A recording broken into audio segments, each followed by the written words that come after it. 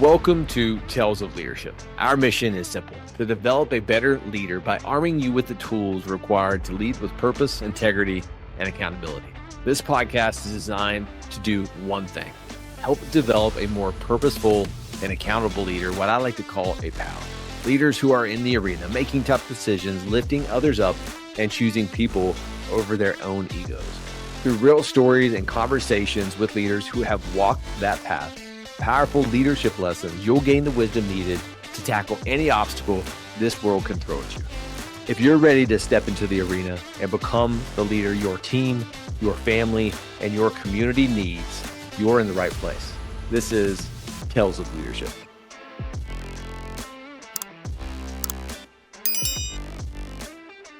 All right, team, welcome back to the Tales of Leadership podcast. I'm your host, Josh McMillion. I'm an active duty Army officer. I'm an Army leadership coach, and I'm the founder of McMillion Leadership Coaching and the host of this podcast. And I'm on a mission to create a better leader, one that I like to call a purposeful, accountable leader, a PAL. Those PALs lead with integrity, intention, and impact. And I also want to grow through self-study, my own leadership habits, and my own journaling experience that I plan to share with you through the lens of my leadership journey. And the state is I want to impact 1 million lives for the better in the next 10 years by sharing transformational leadership stories to help you lead with purpose and become a more purposeful and accountable leader. And before we begin, I want to make sure that you're armed with all the right tools. So you can go to McMillionLeadershipCoaching.com at Tales of Leadership / and you'll be able to find every single one of my leadership articles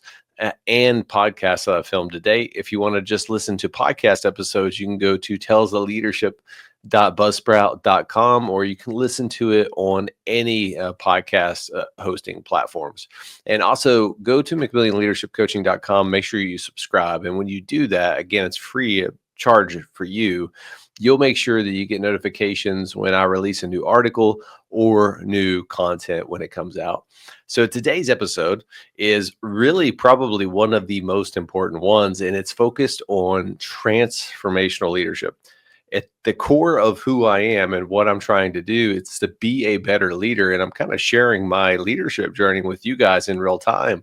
But one of them, of what I'm really striving to be, is a transformational leader. So in one of the previous episodes, I walked you through what I believe a toxic habit is for leadership, and that's transitional leadership. Today, we're going above the bar. Remember, I always talk about there's a standard with the organization, and that is the bar. That's the bare minimum. That's just to be acceptable. Today, we're shooting above the bar. And above the bar for me is transformational leadership. And this is the second path less traveled by leaders in today's world. This path requires you to place the needs of others over your own. It demands routine, it demands accountability and discipline, rad. So you have to be rad in your actions. It inspires those around you to be better. When leaders choose this path, they sacrifice temporary success for a life of significance. To be a transformational leader, you must possess specific leadership characteristics. And in this episode, I'm going to equip you with the 10 that I've learned to help you become a more transformational leader, or a PAL, purposeful, accountable leader. Choosing this path requires a servant's heart, the highest character, and an unwavering integrity. It requires you to do the right thing because it's the right thing to do, not because it's the popular thing to do. So here are the 10 ways that I've learned through my journaling and my shared experience to be a better leader, a purposeful, accountable leader. We'll start off with this quote by Nelson Mandela. A leader is like a shepherd. He stays behind the flock, letting the most nimble go out ahead, whereupon the others follow, not realizing that they were being directed from behind all along. And that's exactly what transformational leadership is. And if you go to McMillion Leadership Coaching, I'll have it underneath the very first one. That's the first one's to be a shepherd. A true leader walks among the flock to guide, guard, and then grow. So, the first way to become a purposeful, accountable leader, a transformational leader, in my eyes, is to become a shepherd. So, what does a shepherd do? Let's start off with that. First, pals are visionaries, able to lay out the journey clearly and concisely so that everyone can see the path to success. Think of it as a symbolic leadership bridge. There's a starting point and there's a clear ending point. The shepherd's job is to provide their team with the direction, purpose, and motivation needed to make that journey safely, not to do the work for them or to stand in front of them and take all the credit, but to ensure that their team stays on azimuth. When obstacles arise, that demands a leader's attention. Purposeful, accountable leaders emerge from the pack and lead decisively. At all other times, they observe, they coach, and they train what I like to call OCT. And I've learned that when I was in one of my previous units at JRTC, now Fort Johnson, used to be Fort Polk. Their team, a purposeful, accountable leader can guide their team across the bridge by providing clear, direct, and purposeful leadership. So, number two is focused on operating in the gray. The second way to become a purposeful, accountable leader is to learn to operate in the gray. Transitional leaders follow the book and they never deviate from that path. However, again, life is not a textbook with perfect scenarios. Life requires adaptive problem solving abilities and adaptive leaders, leaders who can quickly absorb information, understand the tools at their disposal, and make decisive choices when it matters. To operate in the gray, a leader must do two things. Number one, you have to have a feedback loop. A universal truth about leadership is that as your influence increases, you will spend less time with your team.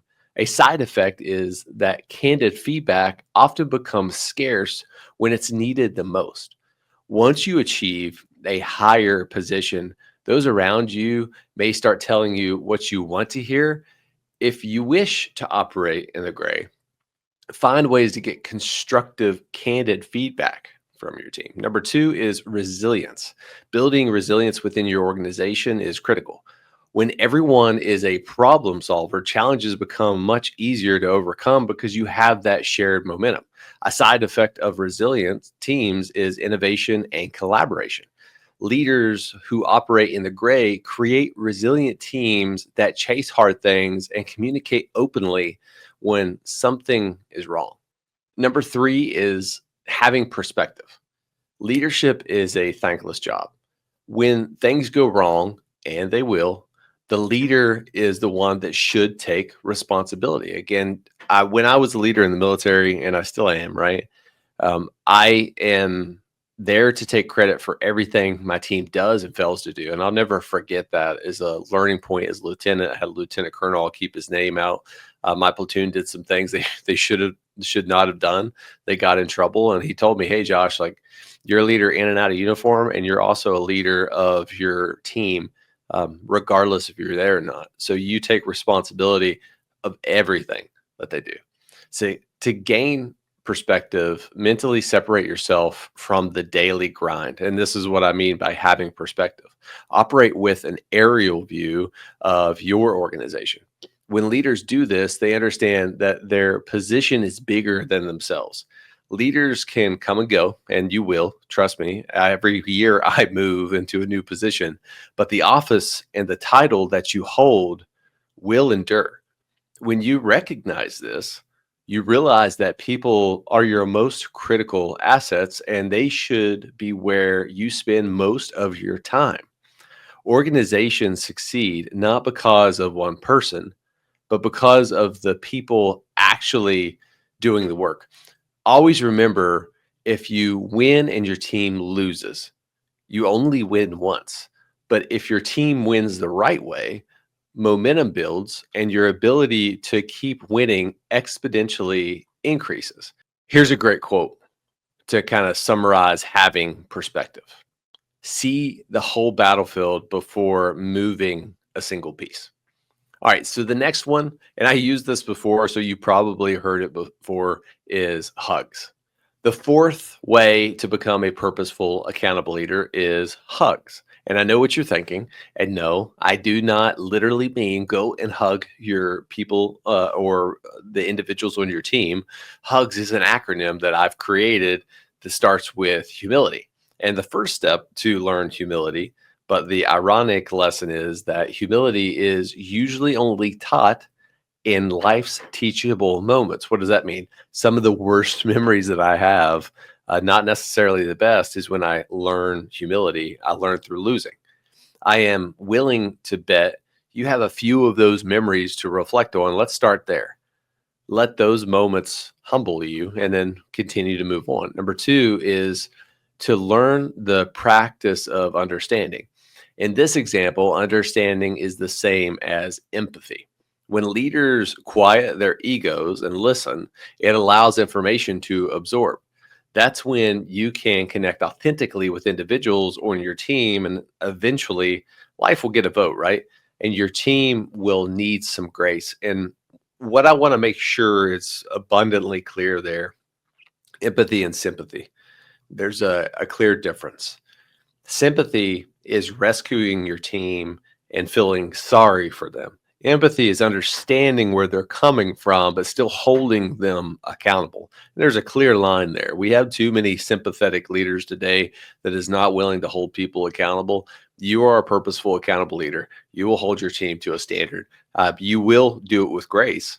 And sometimes everyone needs a coach in their corner to have that level of understanding. But at the end of the day, you will hold your team accountable.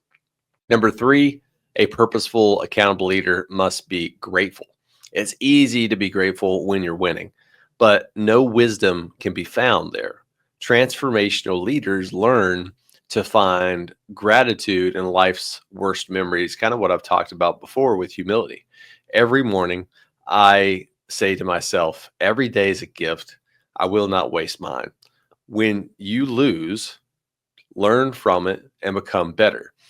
And I got that quote when I was a lieutenant, kind of growing up through the ranks of the military. And that's really where it started to resonate with me. Going through Ranger School and sleeping in a swamp and getting rained on and going to Afghanistan and taking over a platoon that had a lot of casualties and just having that emotional burden to take on as a young leader and continuing my journey, I realized that, hey, every day is not guaranteed. And I know that's probably something out there that you've heard very similar to mine, but that's exactly what it means. Live every day with purpose because tomorrow is not guaranteed. And if you were to die today, did you give it your all? And that's what leadership's about, right? Like we talked about that before, that title and rank won't last forever with you in it. The position will, but eventually you'll move on. So that's what I mean. Every day is a gift. Don't squander the opportunities that is given to you. And finally, have a servant heart. Having a servant heart comes down to serving others because you want to, not to suit an agenda. And here's a good quote to kind of wrap it up. A purposeful, accountable leader embraces humility, understanding, gratitude, and has a servant heart. The next one is mission command. And this is something that is used in the military very, very much, very heavily. And really what it does is it delegates power down to the lowest levels so you can achieve more. You can make more tactical decisions. And the fifth way to become a purposeful, accountable leader is practicing mission command. Mission command is heavily used in my leadership content, but let's quickly define it because you may not be familiar with it. Mission command is the Army's approach to delegating authority to the lowest levels of junior leadership.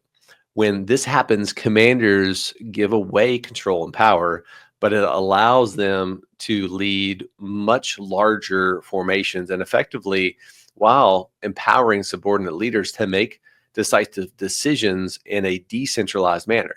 It's hard to give up control because, in a way, you're letting go of your ego. As our responsibilities increase, trust me, success depends on your ability to delegate effectively. However, be careful with delegating. If you're delegating without providing the necessary tools, your team will fail. When that happens, it will be on you. Remember, OCT: observe, coach, and train. And be careful too with delegating. And what I mean by delegating is that you have job and a description, and a portion of that could be delegated, but should it be delegated? What tasks should you actively be doing, and what tasks are you doing that should be delegated? Your job is not to literally have nothing to do. Your job is to focus on the higher level tasks, the operational or strategic level tasks, and delegating the tactical ones down. A leader's goal is not to oversaturate their team with tasks. Your job is to stretch your team while freeing up your time to focus on those strategic level decisions, like I just said. Remember, if you delegate to the point of being physically uncomfortable, you're doing a great job. Today's show sponsor comes from 10th Mountain Whiskey and Spirit Company. They are a philanthropic, award-winning craft distillery located in the heart of the Rocky Mountains in Colorado. For being a listener of Tales of Leadership, you get 10% off on any order using the promo code Pando Commando when you place an order at 10thwhiskey.com. Both of those are in the show notes, so you'll be able to find them. 10th Mountain Whiskeys and Spirit Company honors heroes and they craft legacy. I've commanded 2 organizations in the 10th Mountain, and both of which are very deeply impactful to me. This is a company that I stand behind. And if you're looking for a great bottle of bourbon, look no further at 10th Mountain Whiskey and Spirit Company. Back to the show. The next is my favorite, and it's to be a sledgehammer. I jumped on the trend. You've probably seen it if you follow me on LinkedIn or social media. I created an action figure of myself. And it's funny enough that ChatGPT thinks that by day I am Josh McMillion and at night I am the sledgehammer. So it's pretty hilarious. But this mindset has been something that's been ingrained in me ever since I've joined the military. And I really didn't define it before that, but I always had that nose to the grindstone type of personality. But the 6th way to become a purposeful, accountable leader is adapting a sledgehammer mindset. What is the purpose of a sledgehammer? The purpose of a sledgehammer is to break down barriers and destroy obstacles in its path. A sledgehammer may rust, it can chip, but it still serves its fundamental purpose: removing obstacles. This is precisely the tool transformational leaders wield. A leader's first job is to prevent obstacles from forming through effective processes and systems. But when a barrier arises, the leader must first allow their team to opportunity to solve it. Only when it's necessary should a leader step in and then destroy that obstacle with that sledgehammer mindset. Once removed, the leader's job is to hold their team accountable and ask a couple questions, right? What did we learn in this process? What systems can we develop to prevent those obstacles from forming again? A sledgehammer mindset goes beyond removing obstacles that only a leader can solve. It's about building momentum and creating a culture that chases hard things because the team is behind you. Everyone on your team is a sledgehammer. Everyone removes obstacles based on their level of influence and authority within the organization, right? Like you should be focused on knocking down those strategic level 300-meter targets. So when it is that 50-meter target that your team is going to be focused on, you've already reduced it to where they have now overmatch, right? Combat overmatch basically means an unfair fight. When everyone works together, momentum builds, creating a wave that extinguishes any fire and overcomes any obstacle. The 7th way to become a purposeful, accountable leader is to be decisive in your actions. Let's define decisive, because if you are in the military, you probably heard this all the time. First, there is a time and a place to act unilaterally, right? This happens when the operational environment demands it. However, those moments are far and few between. If you consistently take decisive action without input from others, eventually you will stop receiving valuable information. When this happens, it leads to transitional habits of control. The 2nd way I define decisiveness starts with active listening. What are the inputs from your team? Remember, everyone on your team has a voice. Listen to them. Some of the best ideas that I've ever seen come from the most underestimated people on the team. Once you've gathered enough information to make an informed decision, do it. It's time to act. Be confident. Give the order. Most importantly, do not look back or second guess your decisions. Make it and move out. It's okay to pivot because, again, we're not fighting the plan. We're only executing a plan. But nothing good comes from second guessing yourself because you're a pal, you're a purposeful, accountable leader. Remember what General Patton said, and this isn't an exact quote, but a good enough plan, violently executed now, is better than a perfect plan executed in 2 weeks. A leader is decisive. Certain times in life, you have to be overly decisive. Like if I'm in a firefight, right? With my platoon or with a company or in the military, or I have a fear that my family's life in danger, I'm going to act. All other times, I want to operate with a little bit of tactical patience. I'm going to try to get the picture. I'm not going to have a perfect plan. Once I'm confident enough, that 70% solution, that 80% solution, then I'm going to go move out and I'm never going to second guess myself because I'm not fighting the plan. I'm fighting the environment. When you fail, when you start fighting the plan and when you start second guessing yourself. The next one is discover who you are. And this is critical. Before starting the journey to become a transformational leader, take the time to discover who you are. And there's a lot of hard questions you have to ask here.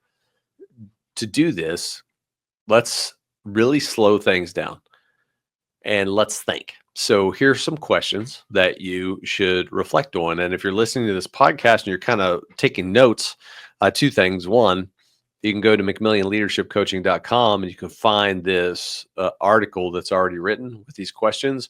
Or two, just pause it and write them down. And I would love to hear too what your answers are. So what is your strengths? What do you think your strengths are? Do others share that same opinion of you? And it's very good to have that checks and balances, right? What are your weaknesses?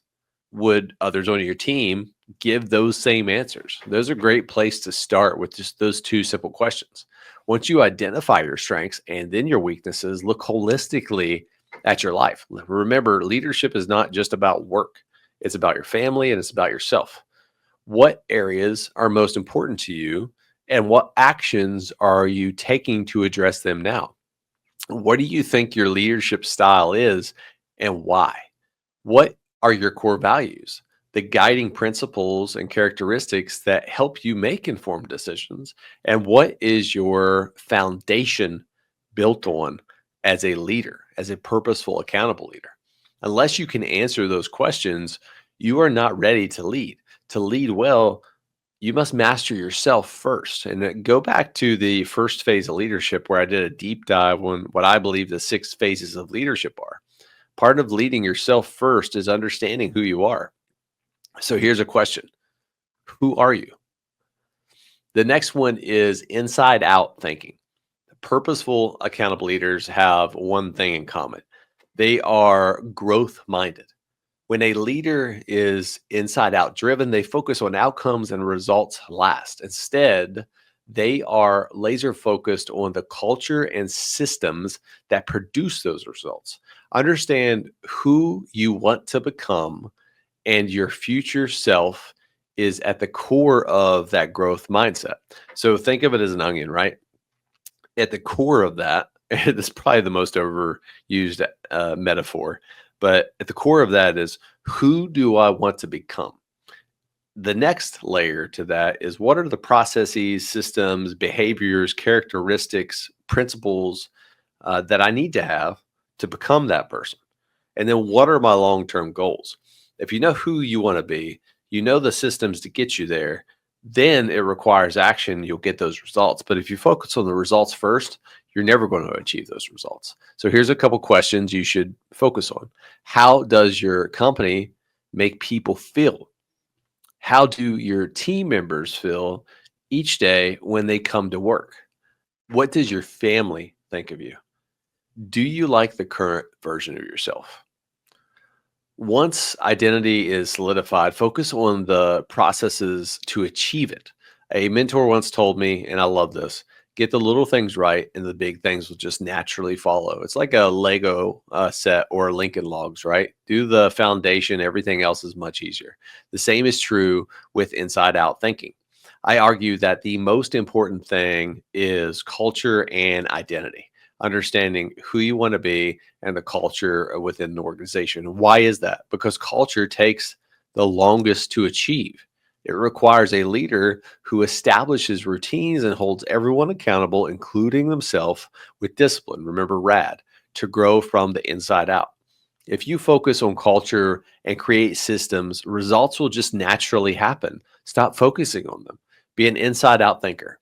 Last, and probably one of the most important ones, especially as you continue to grow in your leadership journey, is to close the distance. Last, but definitely not least, as a leader, you cannot lead with gaps in your formation. You need to move quickly to your people. When leaders choose to close the distance, they are building relationships, and relationships are the foundation that makes organizations unbreakable. Without solid relationships, organizations will crumble and they will not stand up to the test of time. Why? Because selfishness, because of ego, because of fear, because of jealousy will fill those gaps. When challenges arise, do people automatically think about how they can help themselves or how they can help their team? You must move quickly towards your team and start building trust. You do this by one, clearly understanding who you are. We kind of talked about that before. And then number two, living your core values. Remember deeds, not words. You can say all the right things. People will eventually see through the BS. Your actions have to align with your words. Once trust is earned, the organization shifts from an individual mindset of me to a team mindset, a team of teams. And that was my motto when I was in the HHC company commander, a team of teams, because if we are doing what we need to do, the teams below us is doing what they need to do, and the team above us is getting the resources needed. And we're all working in a greater cog, a system of systems, right? Selfishness is no longer the norm. Instead, people actively help each other and seek ways to add value to the team. Purposeful, accountable leaders create time to be with their team. And trust me, it's not easy, especially as you continue to grow, influence, rank, and title, all of those things. The one thing that you never get more of is time. And naturally, people are the ones who share that with you, that burden. And as a result, they can lose trust. But purposeful, accountable leaders create that time. And as a result, they gain trust. So here is my after action review, final thoughts on transformational leadership. Every leader has a choice. Will you choose your needs before your team and be a transitional leader that leads into toxic leadership? Or will you actively add value, put people before numbers, and lead the whole person? Becoming a transformational leader starts with quiet reflection. One of the most powerful practices that I've adopted is journaling. Capturing your thoughts is like unlocking the doors to who you are. Leading yourself and others becomes significantly easier once you discover who's behind the door. The very word transformation means to go beyond your current self. It takes time, but the rewards, when unlocked, will be unimaginable. Purposeful, accountable leaders do not focus on success, they focus on significance. Use these 10 ways that I've just provided with you to be a transformational leader. We all have greatness inside of us, but it's up to us to forge those abilities and become the leader that this world needs. And here are 3 questions that I want you to spend some time reflecting on. Are you guiding your team towards long-term success or focused on short-term wins, and why? What values define you as a leader, and are you living them daily?